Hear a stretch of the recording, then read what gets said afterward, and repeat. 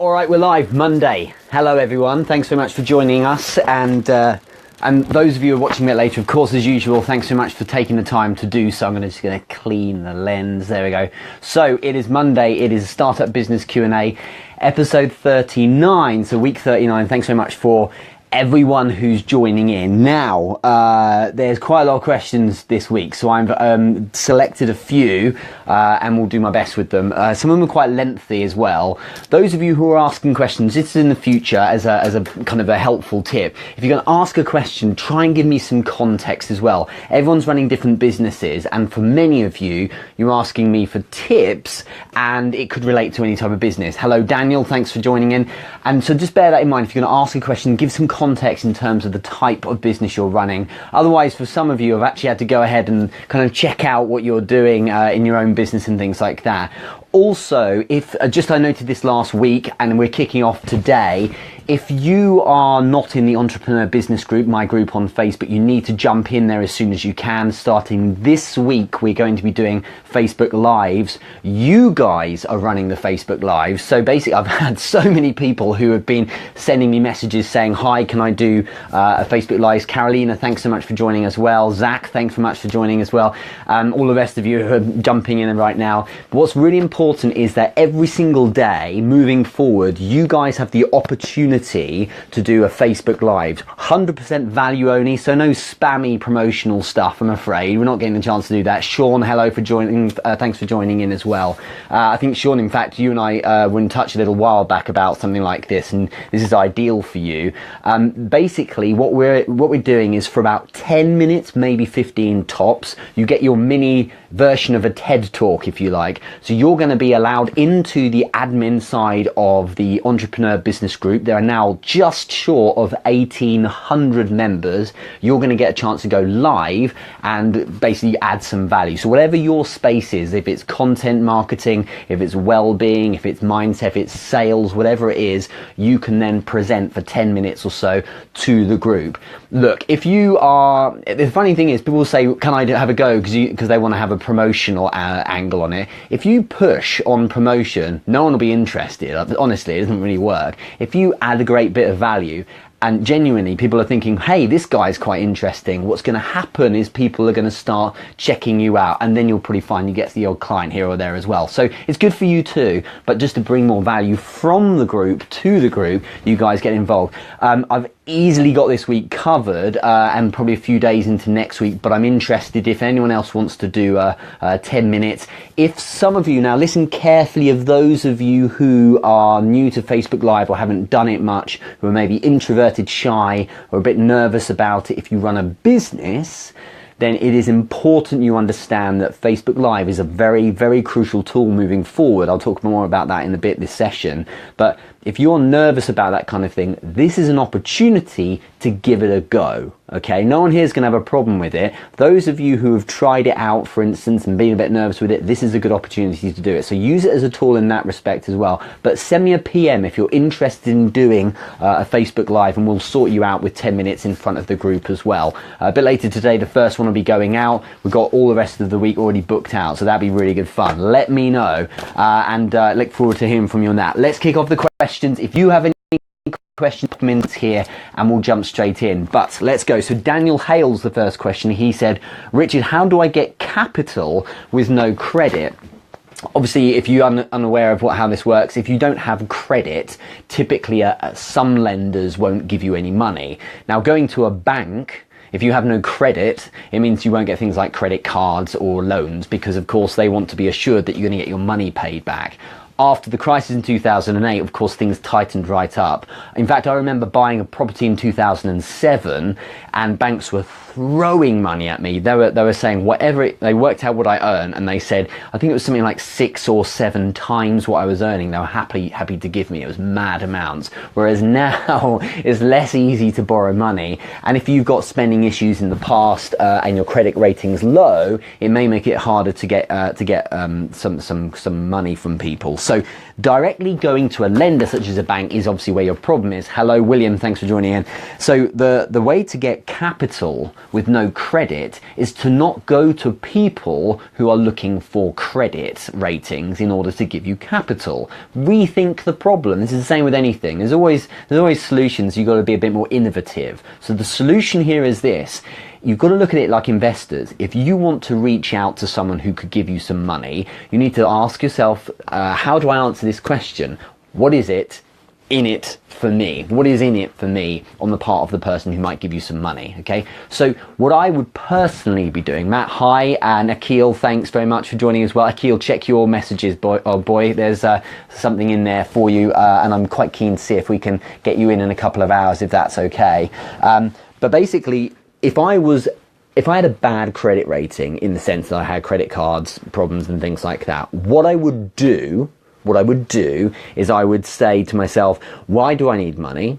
Okay, can I get the money myself? Because always a good idea is to ask yourself, do I really need an investor? If I don't need an investor, maybe I can go and get money myself. Think first in that respect, because then you're not in anyone's pockets. But thereafter, I'd say, right, well, where do I go where there's going to be people who might invest in what it is I'm doing? Those are people who just need to be shown that you're a great person to invest in. There's belief, there's no sense of dodginess. You stand out as someone who clearly knows what they're doing, and they feel like their money is safe. Show them the way you're going to make use of their money and give them great returns and when it will be, and you'll probably get better terms that way than you would with a lender anyway. That's certainly what I would do. So getting capital is straightforward. People are, by the way, just so you're clear, there's loads of money out there, okay? People are happy to give money away, but you need to give them a good enough reason, not because you would work hard or because you'd want it or because it would really help you out. No one gives money for pity, by the way. People give money when there's a great return. So I invest myself, but only when, as many people have said, I think it was Warren Buffett who said it, when there's a hell yeah moment, when it's like, how the hell could I not invest in this? That's why I invest in stuff. If it's a could take a punt, no, I don't do it, because that then is speculation. I would rather be properly investing. So that's what you've got to look for. What can you show people to make them think, do you know what, I want to put some money into this person? Then credit ratings don't really turn into much of a problem then, to be honest. There's a really interesting point here from Sean. The Juice Man is here for that. Join the sales talk with Mortgage Pros. There's hard money lenders and a whole segment of investors there if needed. Absolutely. As I said, there's a structured way of lending that institutions often take. Then there are guys out there who are interested in putting money into opportunities. The world you live in now in 2017, 10 years on from what I was talking about early in 2007, is very different. There's a lot of opportunistic people with a lot of money who are happy to throw it on great ideas. And it doesn't have to be something as structured as working with a bank. It can be a little bit looser in terms, but it doesn't mean that you can't, that you shouldn't be giving them a great reason to give you money. Okay, so I hope that helps, Daniel. Next question is from Martin Brombice. I think it's your first question, Martin, so thanks very much for taking the time to ping something over. He asks, Richard, how do you outsource content creation? And he's put in brackets for German language and for niche. Well, look, I'll tell you what I did, okay? Firstly, when I was starting out on my own, the content creation was all done by me. And in fact, now the content creation is done by me.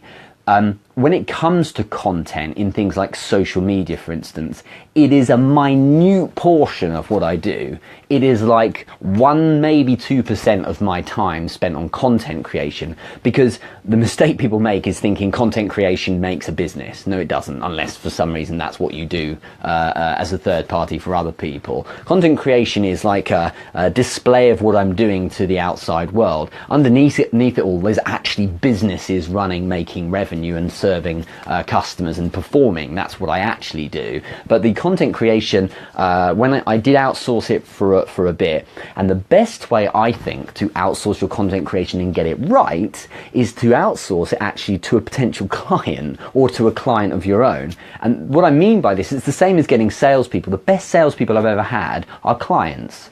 These are the people who have bought into me then therefore bought my product. So when I came to say, you know, I'm trying to build a sales team right now, are you interested? Those people are like, hell yes, not only do I think your product is great, but I'm bought into you as well.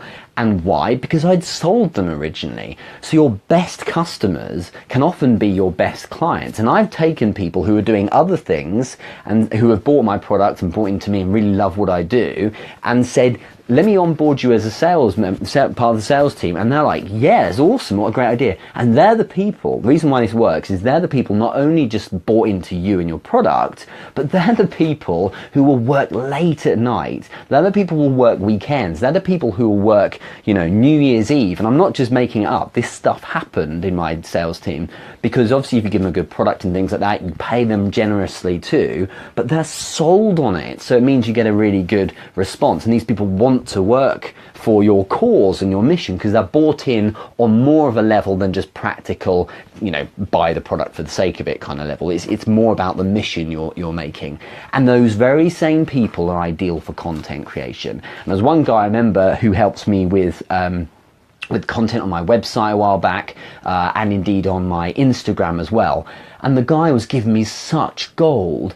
But the reason why this is so good is because they're sold on your mission, these clients really are tuned into you. You know, you can sit down and have meetings with agencies and things like that, but nothing really beats someone who's like, I really love what you're standing for and the values you have and things like that. And when you give them the opportunity to then help produce content, they're really keen on it. And there's another guy I work with at the moment as well. He just gets it. He just gets what I'm doing, but he also is a client, you see. So it's something worth looking at. Most people don't really think like this, but the best people to work for you are the people who have been sold on you and your product in the past. Your clients are worth checking out. I would have a look at that. And you know, if your niche is German language, then maybe there's some clients of yours already who speak the same, who you can work with.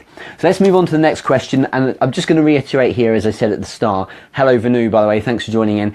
If you are interested in doing a Facebook Live, okay, there is 10 minutes or so, 15 minutes with your name on it. If you can add value to the entrepreneur business group, okay, so my group, get into the group and send me a PM and we'll organize a time for you, and maybe next week or the week after, because we're already packing them out with people we've done this week. That's already sorted. You'll get access to being able to do a live post to the group. Putting out promotional content on yourself is not what the point of that group is, as we all know. The posting is for value giving only. So if you can jump on and give some great value for 10 minutes, that would be fantastic. Let me know and we'll pass it on. I will set you up with a slot for doing that.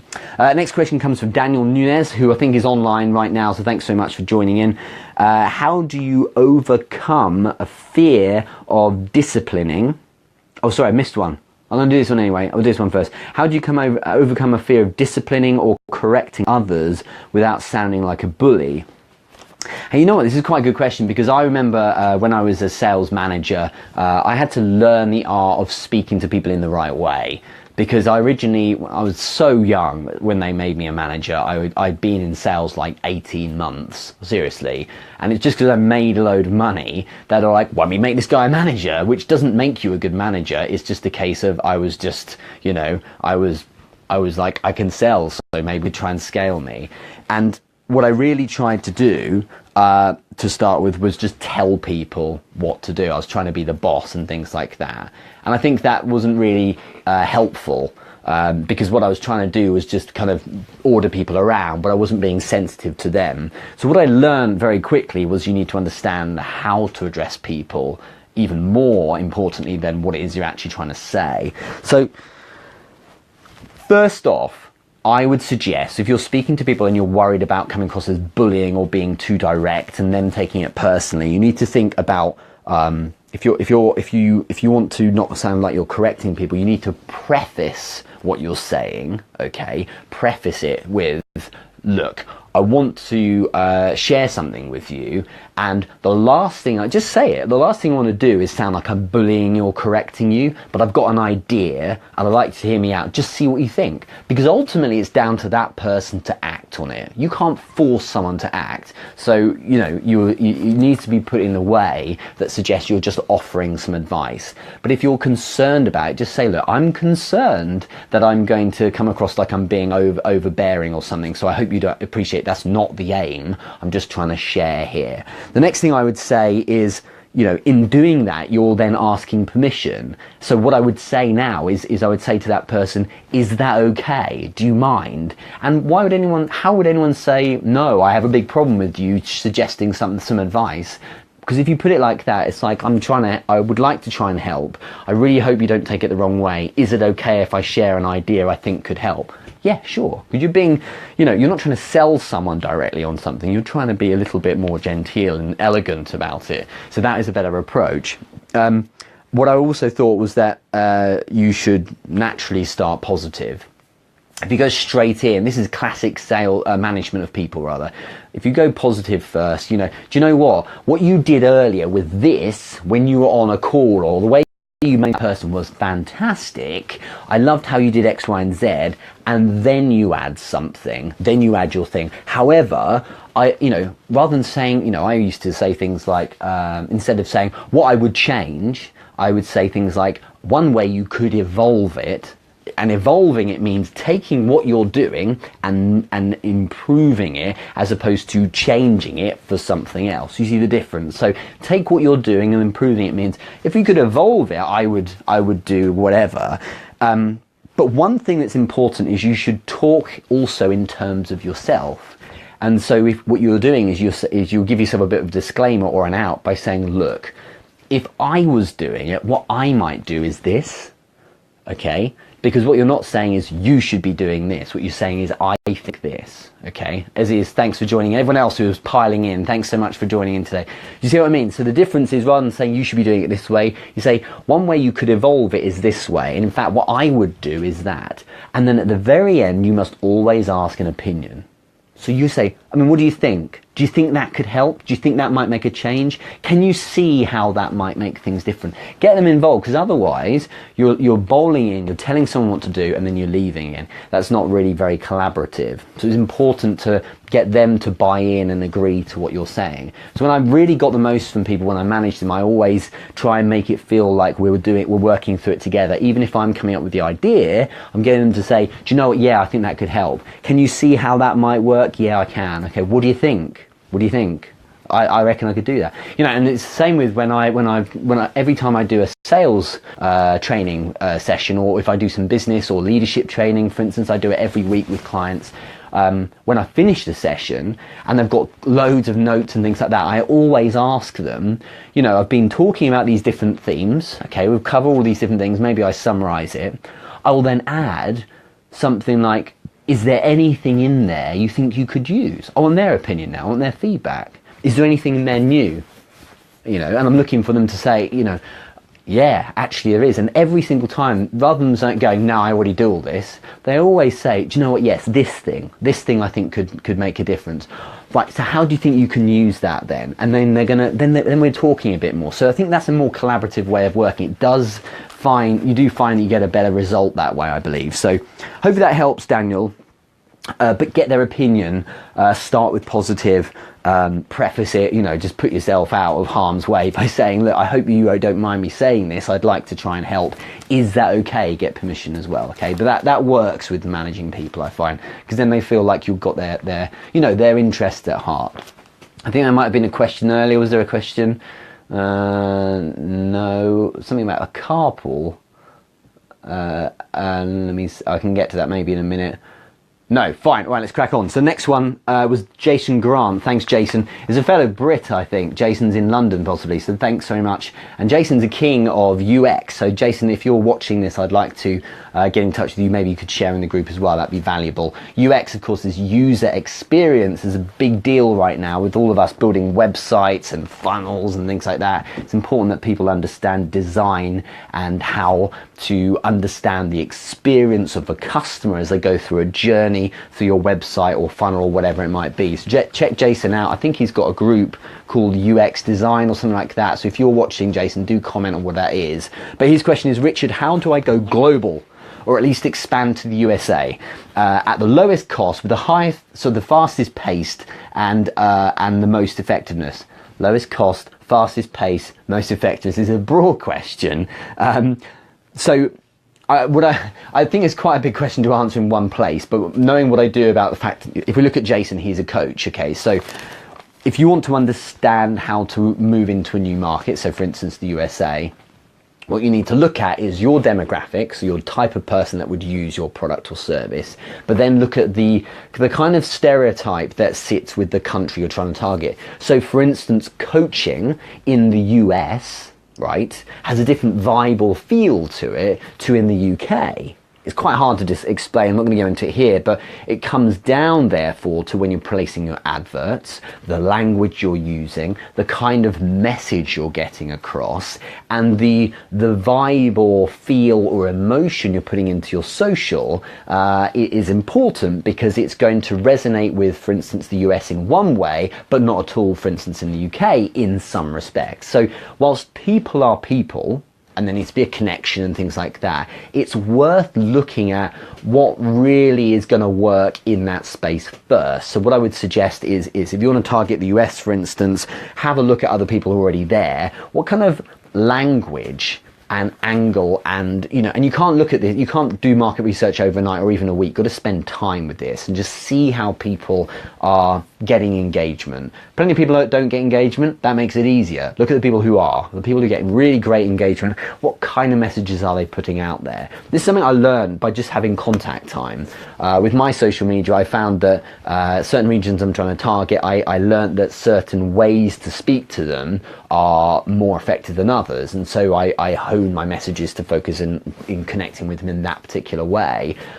Certain types of posts are more effective than others because of where they are, the type of person they are, and generally speaking, the culture they have. So that's the first thing you need to look at. Look at the target market in terms of what kind of message they're going to want to really hear. And I think a combination of going live, because live is big right now and video is the thing. It's like the evolved version of content marketing. Content marketing, I feel, is in its golden years right now, online, for instance, if we just take Facebook alone. But those who are getting ahead, who are standing above everyone else doing content marketing, are those who are adding the element of video, and specifically live as well, because it's bringing that kind of community sense together. And that's why Facebook is potentially on a winner there with the My Day thing on Facebook Messenger.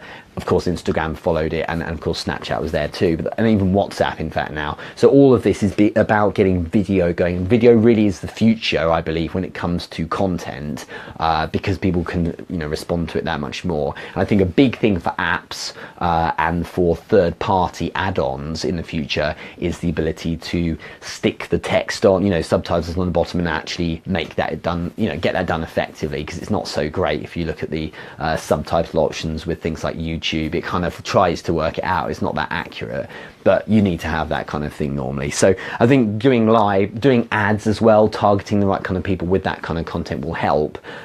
Ideally, you should be over there if you want to really just target the US. But I do think that you need to look at their style.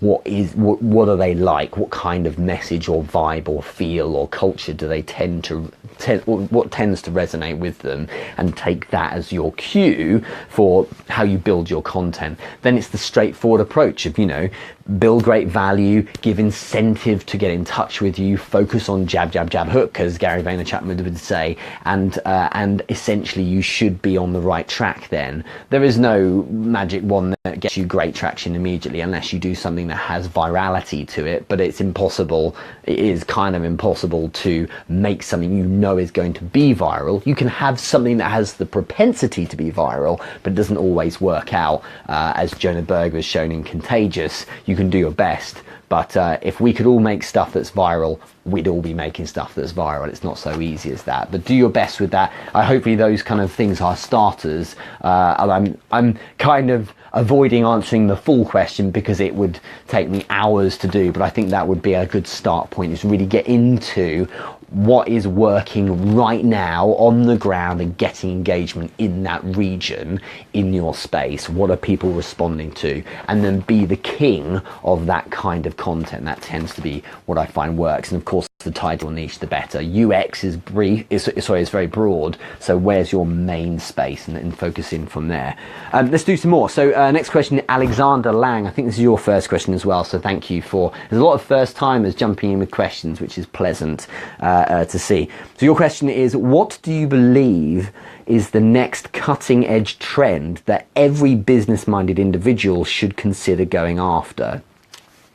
I don't believe there is one thing that all business-minded people should go after, because that's dangerous. Some things suit people, some things don't. Some things suit different businesses and different audiences, and some things don't. If I'm targeting octogenarians, okay, I'm going to need to use a different set of tools to if I'm targeting the millennial set, for instance. So with that in mind, I think you've got to be careful there. What I would say is there's two things. Well, firstly, I've mentioned one of them. I strongly believe that video is where, not just the future, but where you need to be now. Social, if you're not doing video as a business, you're in trouble. And if you're not personalizing your business by fusing the personal brand of you as the figurehead, the visionary CEO, whatever you want to call yourself, and the actual business itself.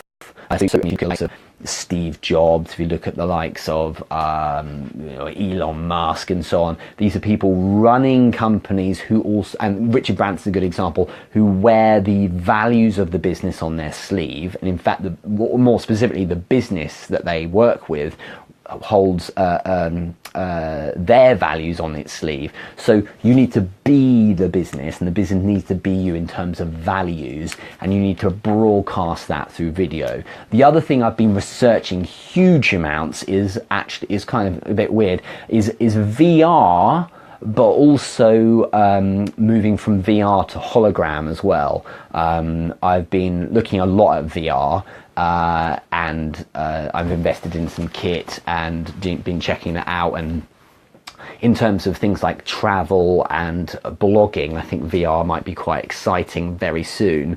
Hologram related VR is exceedingly exciting. So the idea of augmented reality, so not just having a screen in front of you, but being able to see through, a bit like Google Glass was in concept in a way, but being able to see through and having reality augmented, I think is very exciting. In the next 5 years, that's going to be crazy.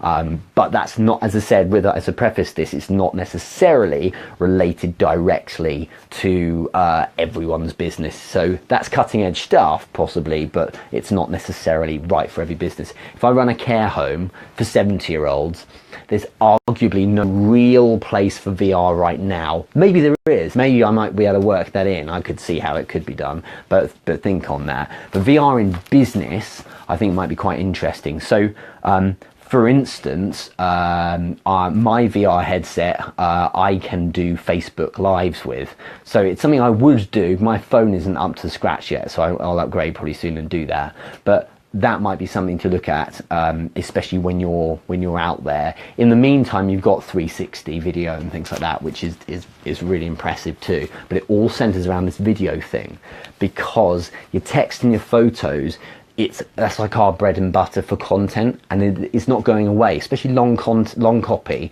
is very powerful. But I do feel, if you listen carefully, if you are not doing video at all, you must make it a strong part of your strategy. If you're doing video once a week, it's not enough. Seriously, I see so many great businesses, especially those centered around entrepreneurs building a personal brand around a service they personally provide, such as coaching or something, and it's all images and words, in text, but no video.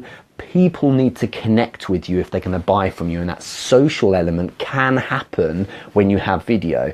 And I have a lot of clients who have never actually met who the other side of the planet right now, and people who are watching here who I feel there's a connection with because we've gone further than just text. Okay, there's that connection, and there's a sense that you know one another because you've had that kind of talk. There's a guy I work with, for instance. I'm going to be seeing him next month at my conference in San Francisco at the back end of April, and we've already got a great connection because we have Skype calls, we have video, he's seen my content, things like that. All of that's very powerful because it means that when we meet, it will almost be like we've met before, and it's less effective if you're not doing that. If it's painful, if it's ugly, if you don't like doing it, do it anyway, because it's a really powerful thing to try out. Carolina, thanks for putting up there. Like me, yes, I'm guilty of this sad face. But Carolina, you did a Facebook Live a little while back. It was amazing. It's really good. The best way to try Facebook Live is to try Facebook Live. I said to someone recently, Daniel, here you putting, I'm working on it, overcoming my public speaking anxiety. Facebook Live is very good for transitioning into getting used to public speaking, because, you know, over the years, if you've done enough public speaking, then speaking to people face to face is no problem, but you've got to build up to it. Usually you just speak to people, you know, your friends and your family, or on the phone or something like that. And if you're a real introvert or you're shy, you can do it, you know, in terms of you can do it on chat, for instance. But here's the thing, there are two ways that Facebook Live can transition you to public speaking. The first way is doing Facebook Live where you flip your camera so it's facing out. So you don't see me, you see you see whatever I'm showing you. And I helped someone do this a while back, and I said to them, every day do 2 minutes Facebook Live. And they went into their garden, right? And they filmed their garden, and it was just filming their garden. So they didn't even speak. It was just the knowledge that they were actually live and the world was watching, okay? There's like however many people were watching it. The next step as part of that first stage is then talking over it. So then you start adding something like, here's my garden right now, isn't it a beautiful day?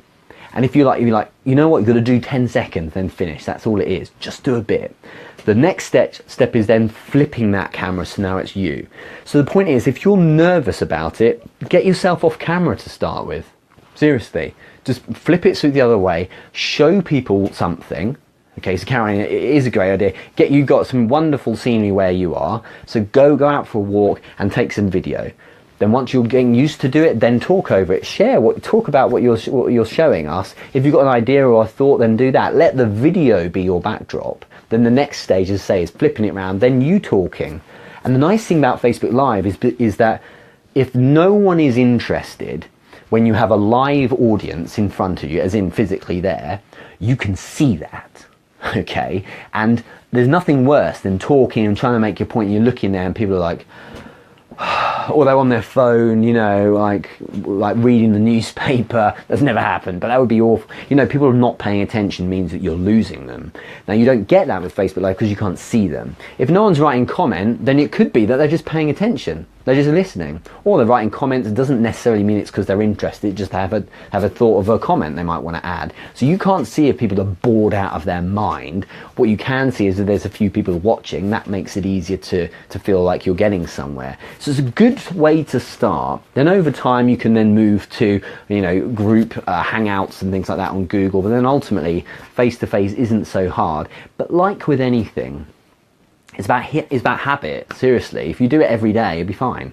It's like I challenged someone to do this a while back. She wanted to be a motivational speaker. She'd never really done it, and she said the big problem I have is public speaking. I know I've got it in me, but I can't do it. So I said, well, Facebook Live, and she did 30 days straight. Her name's Mona Nairi. She's fantastic over in the States, and she now this was December. Okay, she did 30 days straight of, let me just get a message. She did 30 days straight of Facebook Live. Started like 2 minutes, then went up to 10, 15 minutes. She had so much great content.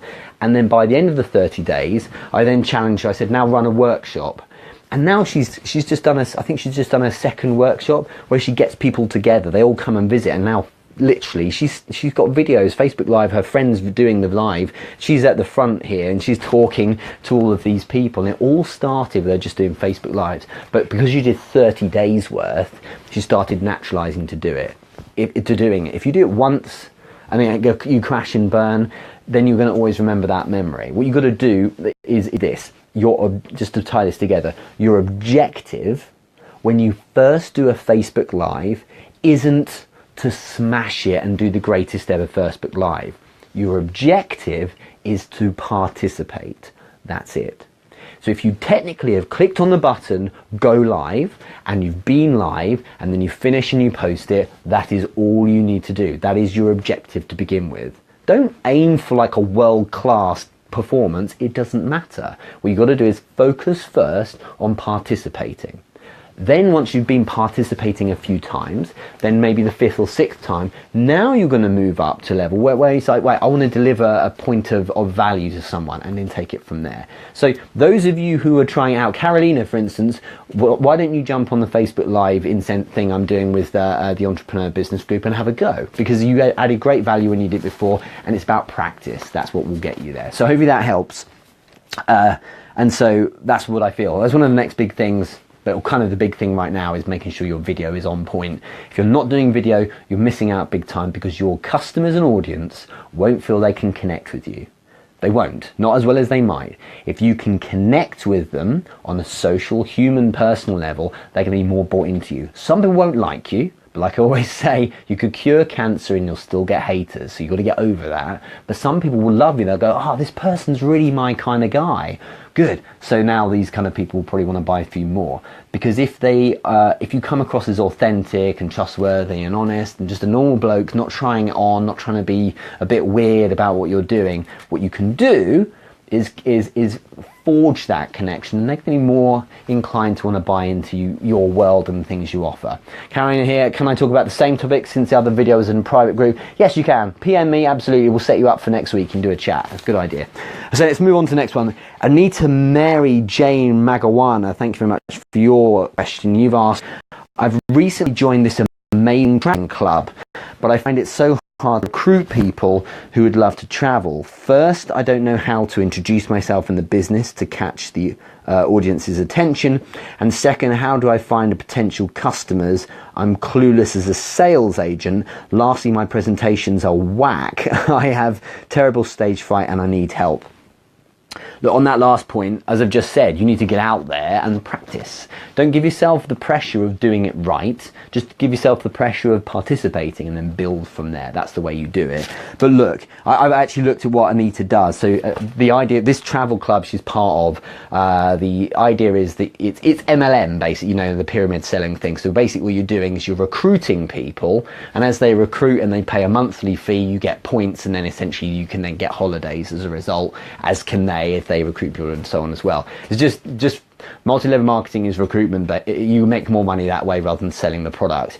I don't do MLM, but the principles are simple. The problem with people who are trying to recruit or sell, also in general, in MLM, is they're focused on themselves. What are you trying to do? The answer here to your first point is, where is it? First, I don't know how to introduce myself in the business to catch audience's attention. You're thinking of yourself.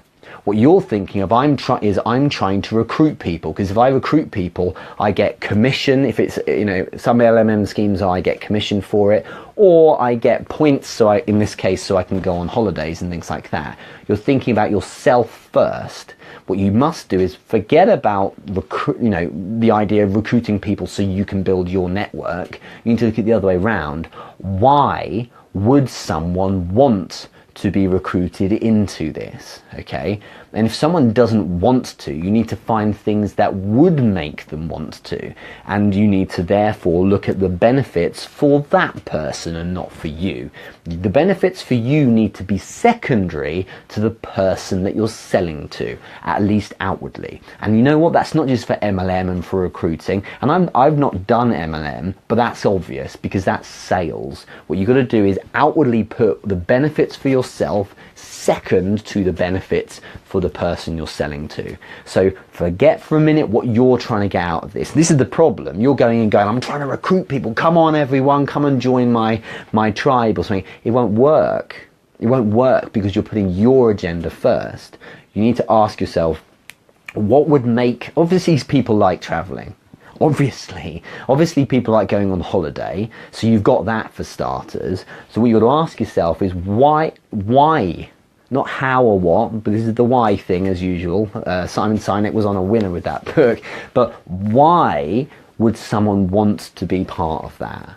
So what can you leverage to make them feel like this could be inspirational for them, and this could address their why, not yours? And your why isn't you want to go traveling. Your why is you maybe don't want to do a 9-to-5 job. You want to do this job because then you can do these other things as well. But you've got to put that to one side and focus on their why, because there are two types of why, which is an evolution of Simon Sinek's thesis. There's your why and there's their why. If you can focus on, and his principle is if both whys, yours and your audiences, resonate with one another, then you're on a winner. But in this case, you really need to understand why someone would want to be recruited in, and really you've got to focus on what would make them feel excited about being part of that world as well. Never your agenda. Never put yourself first in that respect. Always focus on what can help them. That's where the problem is, and that's why a lot of people do MLM. You know, you must have got the messages yourself in the past. If you go on Instagram for more than 2 minutes, you'll get a message sent to you saying, "Hi there, really great to see your profile. I think you're wonderful. And now let me pitch myself. Why don't you click on this link? Because I can then give you commission and I can make lots of money." All this kind of nonsense comes first before even connecting with you, which is a mistake, because what they're doing, this is why they fail mostly, is because they put their agenda first instead of yours, and they're putting what they want ahead of understanding your why. And there's the difference, really. If you get that right, that's the difference between people who are in sales who fail, who have to do a 9-to-5 job to keep themselves alive while they hustle every hour of every day to make $1,000 a year, or you get people who are making crazy money in sales because they actually understand how to engage with people by engaging with that person first, as opposed to talking about what they want. I don't want to rant too much, but it is simple science. It's just that no one ever looks at it that way because they want their outcome. You can't look at your outcome outwardly. You need to focus on helping that person first.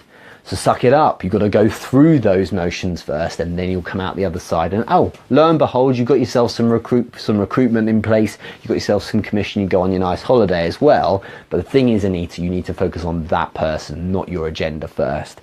And that's why introducing yourself and your business comes later. Okay, build a relationship first. Chat with someone without agenda. Help, give value, get to know them a bit more, understand what's going to make them tick, then focus on that. And then the other thing I think you mentioned, number 2, how do I find potential customers? And talking about the business as well, introducing the business. Let's just be clear, if you're using social media, okay, social media is for socializing, engaging with people, okay? Business really can be done through social media, but the better way of doing it is by using your ads, you know, in more of a kind of a direct selling approach. And the rest of the time is just creating an ecosystem around helping and giving value, because then people get bought into what it is you're doing. Then intrigue and curiosity will take them further. So that's quite an important way to look at it. I think I'll stop there, but I think it's a good question, because a lot of people are trying this. You've just got to look at your customer. You've got to think to yourself, why might a customer be in any way interested in what it is I'm doing? They probably won't. Then no one's going to do you a favor, okay? And go, here, have $89 a month so I can be recruited by you and you can get commission, you can go on your holiday. Why would someone who doesn't know you jump in and give money so that you can go and have your thing? Doesn't work like that. What's in it for me? So you have to help that person, okay? Help that person to get what they want, okay? Help them to achieve their why. Then yours comes as a result of it, all right? So that's much more powerful. And you will win that way. You will. And I've proven it myself, okay? But it's important to look at that way around. So hopefully that helps. Let's do one last question. Like I said, those of you who joined in now who are unaware, because I mentioned a little bit earlier, if you're not in the Entrepreneur Business Group, Carolina, thanks very much. Look good to hear from you, and I'll get your PM later on. Those of you who are not in the Entrepreneur Business Group, jump in now. Make sure you add yourself. And each day of the coming weeks, we're going to be having one of you addressing the other 1,800 odd members in a Facebook Live. So you can hijack it for 10 to 15 minutes, value only, no promotional stuff, totally just giving value and helping out. If you're running a business and you can give some value on marketing, sales, BD, whatever it is, and you can help people, what you find is naturally those people who were ultimately going to buy from you, they'll find you. Honestly, they'll say, hey, your Facebook Live was great. Can you tell me a bit more about what it is you do, and go from there. That's how you win great customers who are loyal, who pass on the word, who buy more from you in the future. But it's not about spamming and talking about, promoting. This isn't advertising. This is you giving value of what sharing some great value to the rest of your group members, as they have done with you probably in the past. Final question from Latanya Riggs. Thanks very much for the question, Latanya. It's always nice to hear from you. Richard, what is the best strategy to create a great pitch for our business? I don't know if my pitch is good or bad. I'll keep this simple. There are two things. Firstly, get to the point. Right? Get to the point when you're coming to pitch your business. For instance, if it's to investors, just get to the point. Don't do the whole jumping around the houses and prefacing things too much. Just get to the point about what it is you want and what you're offering here. Okay, that's the best way to pitch it, because you've mentioned there's a lot more to your question. You talk about elevator pitches and things like that. Being short and concise, especially with business people, is important, because that's how people want to work. There is a social element, but people just want to kind of get on with it a bit. And so if there's often too much like, I just want to kind of get to know you a bit first, and then maybe I can talk about business. If you're coming especially cold with someone, you've got to get to the point. Even so far as not saying things like, well, the reason why I'm calling you is, just tell them why you're calling them and just get on with it. So get to the point is the most important thing. And the second thing I'd say as well is, as I mentioned a couple of times today, is what's in it for me. Okay, so if, for instance, an investor or a potential partner or someone you might work with, or a client to be, then you need to focus on what's in it for me from the perspective of the person you're reaching out to. Okay, not for you, obviously. So you need to talk about what it is they are going to get. Whenever I've worked with investors in the past, I always won when I talked about what they will get.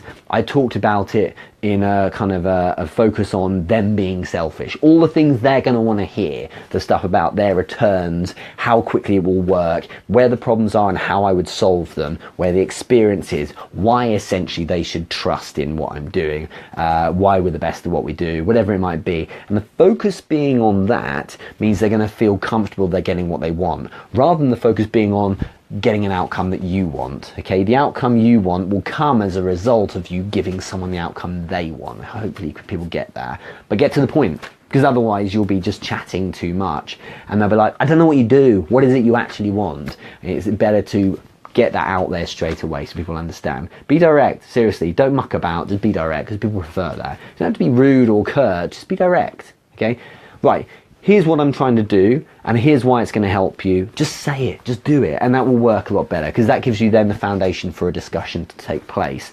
Latanya, PM me, and we'll talk a bit more about your particular case, but those two tips I think would really help. If anyone is pitching someone, especially investors, or trying to connect with another company or something like that, or working with other business leaders, get to the point and focus on what's in it for them, as opposed to the outcome that you personally are wanting, because then they're like, well, good for you if that's what you want, but well, what do I get out of this? Put them first, if that makes sense. I'm going to stop there. Get into the group, the Entrepreneur Business Group. PM me if you want to do a Facebook Live. If you're weak with Facebook, then let me know and we will get you out there anyway. It'll be a good bit of practice for you. In the meantime, have a massive Monday.